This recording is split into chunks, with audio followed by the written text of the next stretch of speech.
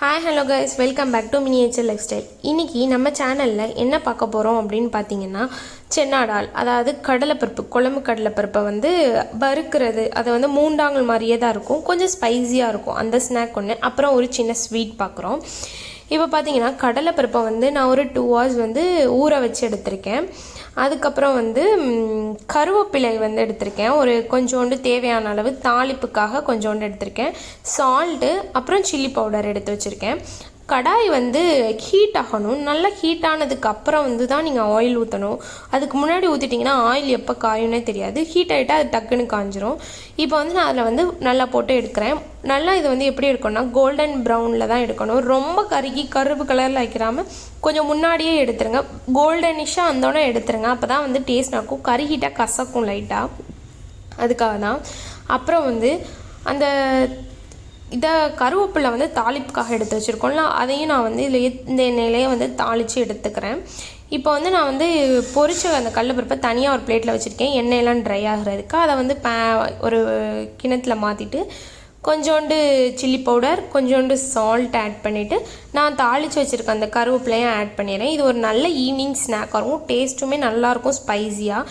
இப்போ வந்து நம்ம ஸ்வீட் செய்ய போகலாம். ஸ்வீட்டுன்னு பார்த்துட்டு என்னடா அடுப்பவே காணுமேன்னு பார்க்குறீங்களா? ஆமாங்க, அடுப்பே இல்லாமல் பண்ணுற ஸ்வீட் தான், ரொம்ப ஈஸி, எதுவுமே தேவையில்லை.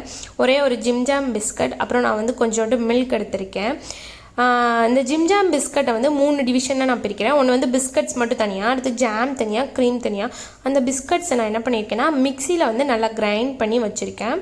அதுக்கப்புறம் ஜாமையும் நான் தனியாக எடுத்து வச்சுருக்கேன்.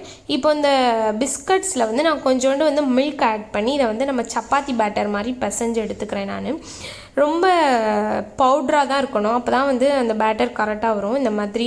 அதுக்கப்புறம் வந்து நான் வந்து ஜாமில் வந்து ஹாட் மில்க் ஊற்றி அதை வந்து மெல்ட் பண்ணியிருக்கேன். நீங்கள் ஜாமில் வந்து ஹாட் மில்க் ஊற்றுனீங்கன்னா அது ஈஸியாக மெல்ட் ஆகிடும். அதுக்கப்புறம் வந்து நீங்கள் இதை ஆட் பண்ணிக்கலாம். அப்படி இல்லைன்னா அந்த ஜாம் வந்து ஜெல்லி மாதிரியே தான் இருக்கும், ரொம்ப ஒரு மாதிரி ஸ்டிக்கியாக இருக்கும். இதை நீங்கள் இப்போ ஆட் பண்ணிங்கன்னா கரெக்டாக இருக்கும், ஒரு ஃப்ளூயிட் கன்சிஸ்டன்சி நமக்கு கிடைக்கும். இதை வந்து நல்லா மிக்ஸ் பண்ணிவிட்டு இப்போ வந்து அந்த நம்ம பண்ணி வச்சுருக்க பேட்டரை வந்து நல்லா வந்து விரிக்கணும் மீன்ஸ் நல்லா வந்து ஒரு தின்னாகவும் இல்லாமல் திக்காகவும் இல்லாமல் ஒரு ஷீட் மாதிரி நம்ம வந்து ரோல் பண்ணுறதுக்கு கொஞ்சம் ஈஸியாக இருக்க மாதிரி. ரோல்னோன்னு தான் உங்களுக்கு தெரிஞ்சிருக்கும் நம்ம இப்போ என்ன பண்ண போகிறோன்னே. ஸ்விஸ் ரோல் தான் பண்ண போகிறோம். இதுக்கு வந்து எதுவுமே தேவையில்லைங்க, ஜஸ்ட் ஃப்ரீஸ் பண்ணால் மட்டும் போதும். நல்லா ஈவனாக பண்ணிவிட்டு கடைசியாக என்ன பண்ண போகிறோம்னா இந்த ஜாமை வந்து நல்லா ஈவனாக ஸ்ப்ரெட் பண்ணி விட்ருங்க. எல்லா ஸ்பேஸ்க்கும் போனோம், அப்போ தான் வந்து அந்த ஸ்வீட்னஸ் எல்லா இடத்துலையுமே தெரியும் நமக்கு.